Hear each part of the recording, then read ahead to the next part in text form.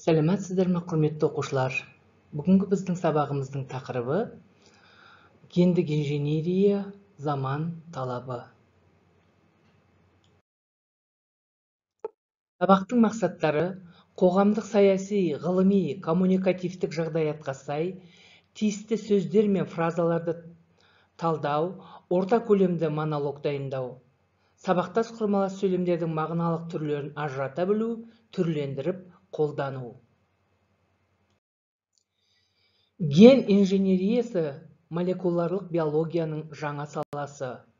Ол лабораториялық әдіс арқылы генетикалық жүйелер мен тұқымы өзгерген организмдерді алу жолын қарастырады. Ген инженериясының пайда болуы генетиканың, биохимияның, микробиологияның және молекулярлық биологияның жетістіктерімен байланысты.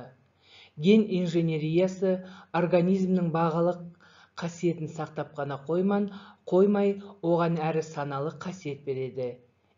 Инженерия құрау дегенді білдіреді. Жоғарыда берілген мәтін негізінде мына сөздерді сәйкестендіресіздер. Ген инженериясы. Инженерия, ген инженериясының пайда болуы. Анықтамаларын сәйкестендіресіздер. Ген инженериясының дүниеге келген уақыты 1972 жыл деп есептеледі. Сол жылы Америка құрама штатында Бергтің тобы алғаш рет пробиркада 3 түрлі маймылдың онкогендік вирусының толық геномын ДНК-ның фрагменттерінен жаңа гибридтік ДНК құрастырады. Клеткада жұмыс істей алатын гибридтің ДНК-сы 1973 жылы алғаш рет Коэн, Хелинский мен Бойер құрастырған екен.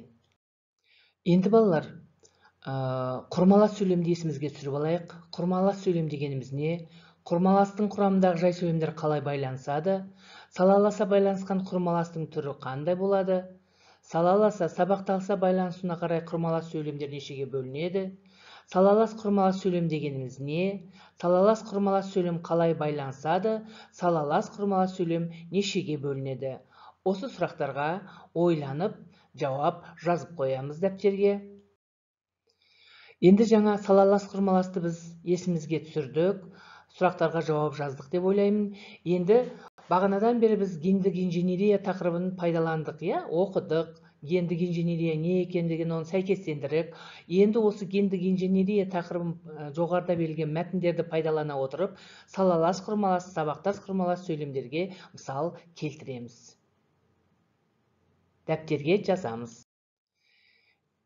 Одан кейін балалар, салалас құрмалас пен сабақтас құрмаласты есімізге түсірдік, ережесін көрдік. Мына Вен диаграммасы арқылы осы салалас құрмалас сөйлемнің, сабақтас құрмалас сөйлемнің ұқсастықтары мен айырмашылығын Вен диаграммасын сызып дәптерге орындаймыз.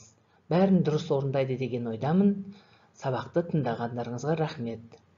Сау болыңыздар.